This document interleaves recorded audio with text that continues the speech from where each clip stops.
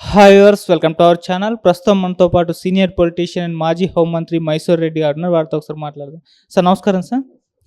Sir elections అన్ని గొడవలు జరిగినా కూడా జగన్మోహన్ రెడ్డి గారు సైలెంట్ ఉన్నారు, చంద్రబాబు నాయుడు గారు సైలెంట్ ఉన్నారు. వీళ్ళు వాళ్ళ వర్గాలకు చెప్పలేదు జాగ్రత్తను కూడా ఒక విమర్శ అయితే వినిపించింది. ఎందుకు వీళ్ళిద్దరు స్పందించలేదు ఎక్కువగా? అంటే ఏం స్పందించుతారు?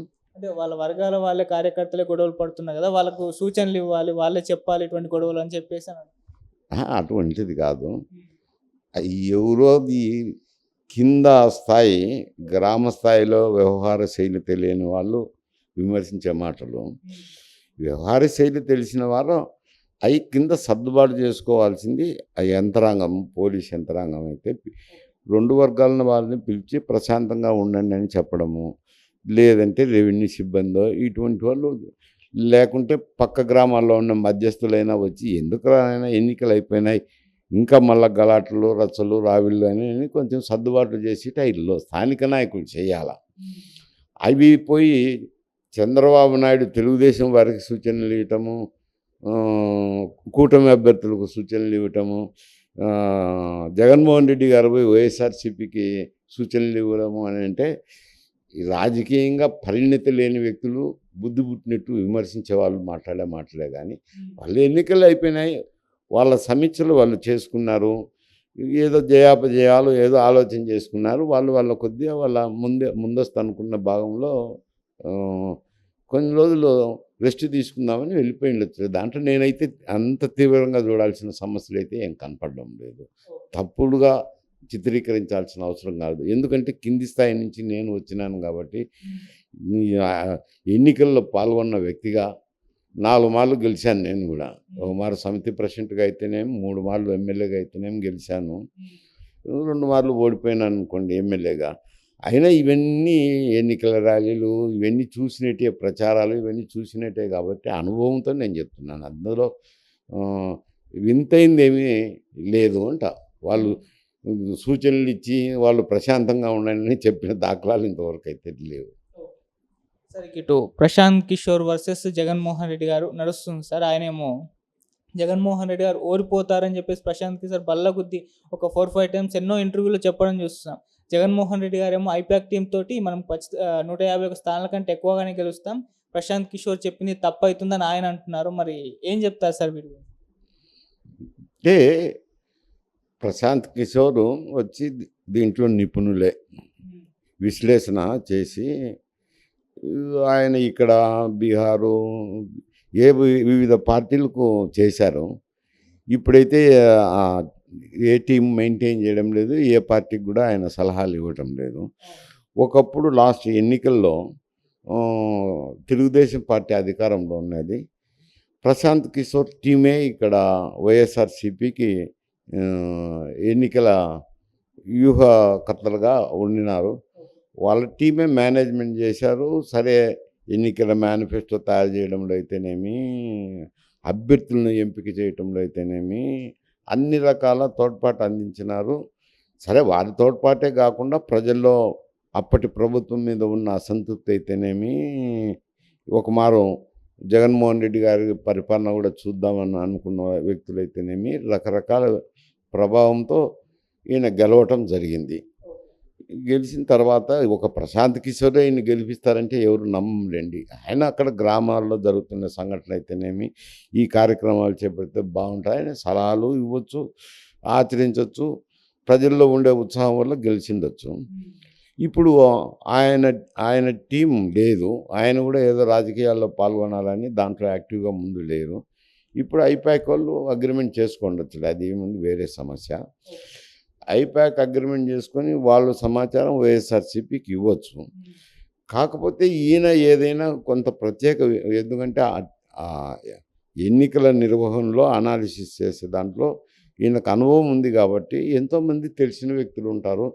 కాకపోతే కొందరిని నియమించి ఉండొచ్చు, అక్కడక్కడ విచారించుండొచ్చు, ఏమి జిల్లాల్లో వ్యవహార శైలి ఎట్టుంది, ప్రభుత్వ యంత్రాంగం పట్ల ఎట్టుంది, ఈ ప్రభుత్వం ఈ పార్టీ అధికారంలోకి రాకపోతుందని ఏదో కొంచెం ఆయనకు ఎవరన్నా సర్వే చేసిన సంస్థలతో కానీ ఇతరులతో మాట్లాడిన సమాచారం మేరకు ఆయన ఇక్కడ వైఎస్ఆర్సీపీ రాదు అని ఘంటాపదంగా చెప్పిండొచ్చులేండి. దాంట్లో తప్పేముంది? ఆయనకున్న అభిప్రాయం ఆయన చెప్పినాడు. ఇప్పుడు నన్ను మీరు అడుగుతారు, నాకున్న అభిప్రాయం నేను చెప్తాను. అంత మాత్రాన నేను ఒక పక్షానికి సంబంధించిన వ్యక్తిని కాదు కదా! దాన్ని వాళ్ళు వైఎస్ఆర్‌సీపీ నాయకులు కూడా ఆ విధంగానే తీసుకోవాలి కానీ వేరే రకంగా తీసుకొని మాట్లాడడం అర్ధరహితము అంటాను. వాళ్ళు మాత్రం ఛాలెంజింగ్ చేసుకున్నారు. అంటే ప్రశాంత్ కిషోర్ టాపిక్‌ని ఆహ్, జగన్మోహన్ రెడ్డి గారు జూన్ 9న విశాఖపట్నంలో 9:30 గంటలకు ప్రమాణ స్వీకారం చేస్తారని చెప్పేసి ఆయన అంటున్నారు. ఇదే విధంగా ఈయన ప్రశాంత్ కిషోర్ ఛత్తీస్‌గఢ్‌లో కాంగ్రెస్ వస్తుందని చెప్పారు, రాలేదు. ఇక్కడ బీఆర్ఎస్ వస్తుందని చెప్పారు, రాలేదు. అదేవిధంగా ఆయన మాటలు కూడా సేమ్ ఏపీలో కూడా రిపీట్ అవుతాయని అంటున్నారు. అంటే ఇప్పుడు ఆయన ఎన్నికల్లో వ్యూహకర్త. ఆయన అనాలిసిస్ చేసినప్పుడు వచ్చిండొచ్చు, బీహార్‌లో పొరపాటు జరిగిండొచ్చు, కాదనలేము. ఇక్కడ ఏదో సర్వే చేసుకున్నారు, ఆయన ఏదో రిజల్ట్ చెప్పినారు. ఆ ప్రశాంత్ కిషోర్ మీదనే మాట్లాడాల్సిన అవసరం లేదు. ఆ! ఈ ప్రశాంత్ కిషోర్ మీద పడి ఏడ్చాల్సిన అవసరం వీళ్ళకేంది? ఇక్కడ అనాలిసిస్ చేసుకోవాలా. వాళ్ళకి ఐపాక్ టీం ఉంది, అనాలిసిస్ చేసుకోవచ్చు. వేరే సంస్థలు సర్వే చేసినా చేసుకోవచ్చు.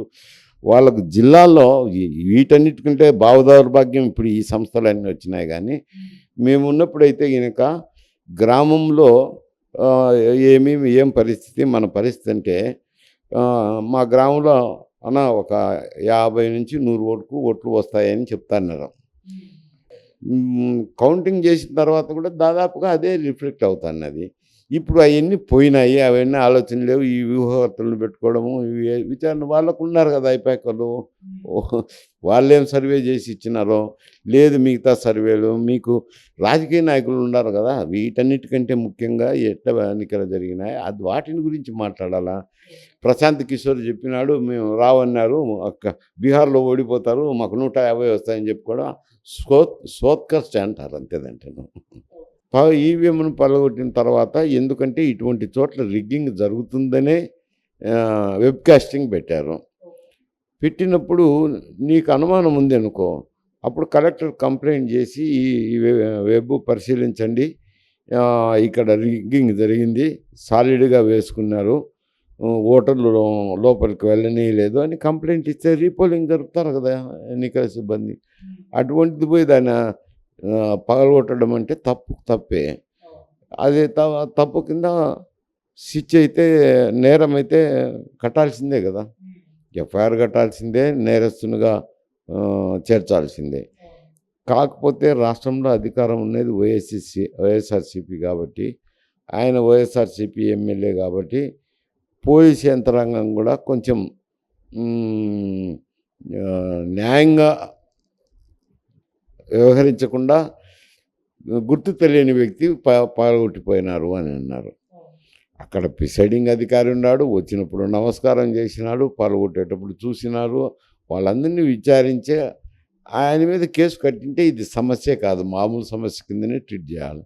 ఇప్పుడు ఏమైందంటే పోలింగ్ అధికారి నమస్కారం చేయడం, పోలీసు లోపలికి అనుమతించడం, అంటే అనుమతించడానికి హక్కు ఉంది. తర్వాత ఈవీఎం పాల్గొట్టిన తర్వాత ఆ కేసులో ఆయన ముద్దాయిగా చేర్చిండాలి, చేర్చకపోవడం అది ఒక సమస్యగా అయింది. కాకపోతే నువ్వు అడిగిన ప్రశ్నలో ఒకటి ఉంది అనుకోండి, లోకేష్ గారికి ఎట్టొచ్చింది అని. ఇది టెక్నాలజీ, ఎవరో ఆపరేటర్లు ఆపరేట్ చేస్తుంటారు. ఇక్కడ కెమెరా వండినా కానీ కంట్రోలింగ్ యూనిట్ ఎక్కడో ఉంటుంది. ఎక్కడో ఉన్నప్పుడు ఆ కంట్రోలింగ్ యూనిట్ మానిటర్ చేసేది టెక్నికల్ సిబ్బంది. టెక్నికల్ సిబ్బందికి కూడా వాళ్ళకు కూడా రాజకీయ పట్ల వాళ్ళకు కూడా ఉంటుంది కదా, ఏదో ఒక వైపు మొగ్గు, తెలుగుదేశమో వైఎస్ఆర్సీపీనో కాంగ్రెస్ అనో ఏదో వాళ్ళకు ఉంటుంది, లేకుండా ఉంటుంది. టెక్నీషియన్ అన్నాక నిబద్ధతతో నిక్కచ్చిగా నేను టెక్నీషియన్నే అని ఉండదు. ఒకవేళ తెలుగుదేశం పచ్చిపాత అయినప్పుడు ఈ ఉప్పు అందించిండొచ్చు, ఏముంది, కట్ చేసి పెన్ డ్రైవ్లో పెట్టి ఇచ్చేస్తే పోతుంది కదా, ఎవరికైనా ఇవ్వచ్చు, లోకేష్కైనా ఇచ్చి ఎవరికైనా ఇవ్వచ్చు. ఇచ్చినప్పుడు వాళ్ళ దృష్టికి వచ్చినప్పుడు వాళ్ళు ఇది ప్రజల దృష్టికి తీసుకుపోయినప్పుడు మేల్కొని పిన్నెల్లిని ముద్దాయిగా చేర్చినారు. దాన్ని తప్పులు పట్టడం ఎందుకు? తప్పు చేసిన వ్యక్తిని తప్పులు పట్టాలి కానీ తప్పును చేసిన వ్యక్తిని ఎక్స్పోజ్ చేసినప్పుడు తప్పులు పట్టాల్సిన అవసరం ఏముంది? అది ఒక వింత చర్య. వింత నాటకం తప్పనిచ్చి అంతకు మించి దాంట్లో చూడాల్సిన అవసరం ఏం లేదు. కాకపోతే ఇప్పుడు పరారైనారు. ఈ దినం కాకపోతే రేపు అరెస్ట్ చేస్తారు. ఎక్కడో చోటు పోయి ఉంటారు. హైదరాబాద్‌లోనే వచ్చింటారు. లేకుంటే ఇతర రాష్ట్రాల కన్నా పోయింటారు. ఏదో ఒక చోట ఉంటారు. ఇప్పుడు మోవటానికి చాలా అనుకూలతలు ఉన్నాయి కదా! ఎక్కడికైనా పోవచ్చు. పోయి కొన్ని రోజులు ఉంటారు. ఎప్పుడో అవుతూనేమో పోలీసులకు లొంగిపోవాల్సిందే, లేకపోతే అరెస్ట్ కావాల్సిందే, అరెస్ట్ అవుతారు. Thank you so much sir.